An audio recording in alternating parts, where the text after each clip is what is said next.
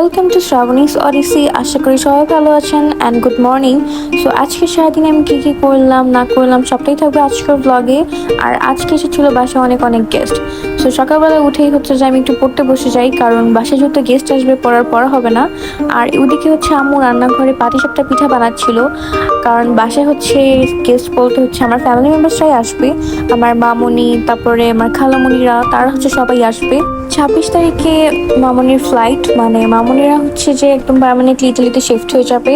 তো তার জন্য ছোট্ট করে বাসায় একটুখানি আয়োজন, কারণ এরপর কবে না কবে মামুনিরা আসবে আর বলা যায় না, যেহেতু ফুল ফ্যামিলি চলে যাচ্ছে। আমার ছোট মামা অনেক আগে থেকেই থাকে, অলমোস্ট 15 থেকে 16 বছরের মতো হবে। আর মামা সেখানে সিটিজেনশিপও পেয়েছে, তাই মামুনিরা হচ্ছে এখন পার্মানেন্টলি সেখানে শিফট হয়ে যাবে। আর আম্মু একে একে হচ্ছে অনেক কিছু বানিয়ে ফেলেছিল, যেমন ফার্স্টেই পাটিসাপটা পিঠা বানিয়েছি সকাল সকাল উঠেই। আর এরপর হচ্ছে যে ফ্রাইড রাইস বানানোর প্রিপারেশন চলছিল। তো ফার্স্টে হচ্ছে আম্মু ভেজিটেবলগুলোকে সুন্দর মতো একটু ভেজে, তারপরে ওখানে যে রাইসটা আর কি আম্মু আগে থেকে হাফ বয়েল করে রেখেছিল সেটাকেও এখন দিয়ে দিবে। তো মানে সব কিছুই হচ্ছে যেখানে অলমোস্ট দিয়ে দিয়েছে, আপনারা দেখতে পাচ্ছেন, যেমন সয়া সস, তারপরে ভেজে রাখা ডিম, ফিশ সস, তারপরে মাঝখানে একটু চিনিও দিয়ে দিল। অ্যান্ড আমাদের ফ্রাইড রাইস এখানে অলমোস্ট রেডি। আর এখানে হচ্ছে আমরা এখন ভেজিটেবলটা করবে।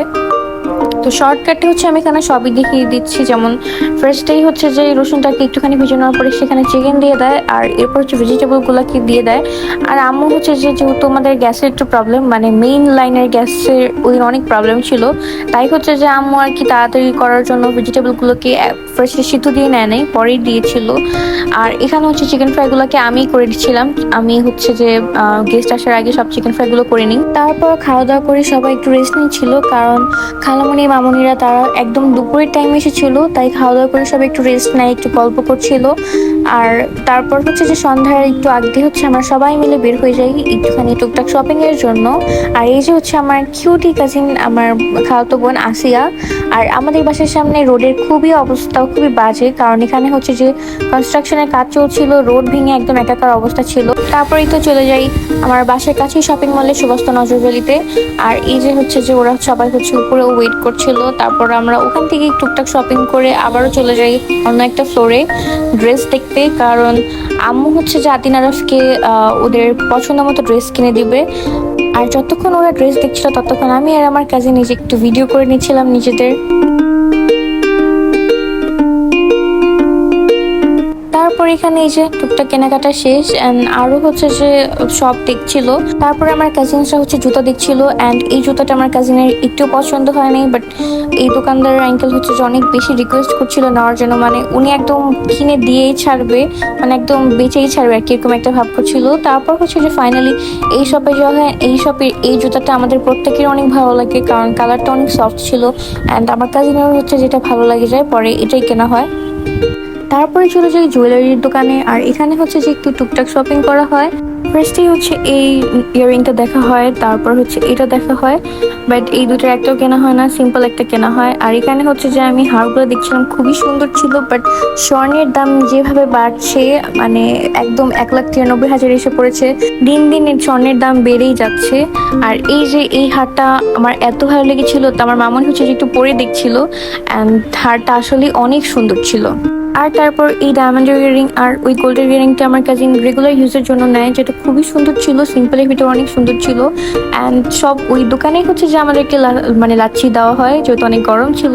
অ্যান্ড ফাইনালি আমাদের শপিং শেষে আমরা নিচে এসে পড়েছিলাম। আর এরপর হচ্ছে টুকটাক জিনিস দেখছিলাম। আর এদিকে হচ্ছে আমার কাজিন একটু দুষ্টামি করছিল, আমাকে দেখে বলছিল যে আপু দেখো দেখো, অ্যান্ড বললাম কি, দেন ও আমাকে যে এটাকে দেখালো যে ও আর কি, তো একদম টোটালি ফান করে করেছিল, ব্যাপারটাকে সিরিয়াসলি নিয়েন না। আর বাসায় চলে আসলাম। বাসায় চলে যাওয়ার সময় হচ্ছে আম্মু সবার জন্য 11টা শর্মা নিয়েছিল, অ্যান্ড আমি ভিডিও নিতে নিতে অলমোস্ট সবাই খাওয়া শুরু করে দিয়েছিল, তাই সবগুলোর ভিডিও নেওয়া হয় নাই, জাস্ট আমি আর আমার কাজিনেরটার ভিডিও নিয়েছি। তো এর পরের দিন সকালবেলা হচ্ছে যে আমি ঘুম থেকে উঠেই দেখি যে আবারও রান্নাবান্না শুরু। আর ওই দিন হচ্ছে যে তেহারি আর হচ্ছে যে ঝাল ফ্রাই করা হয়। আর সবাই হচ্ছে যে তেহারি আর ঝাল ফ্রাইটি খুব মজা করে খেয়েছিল, কারণ ফার্স্ট দিন যেহেতু ফ্রাইড রাইস করা হয়েছে, তো পরের দিন হচ্ছে যে তেহারি আর ঝাল ফ্রাইটাই হয়।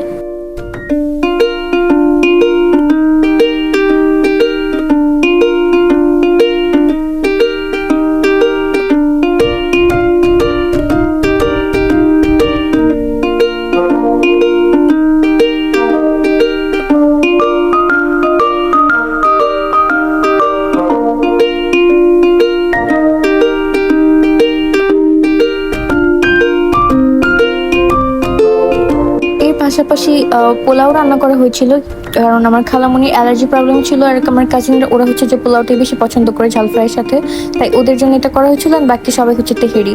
সো আজকে ভিডিওটি এই পর্যন্তই থাকবে। Thanks for watching.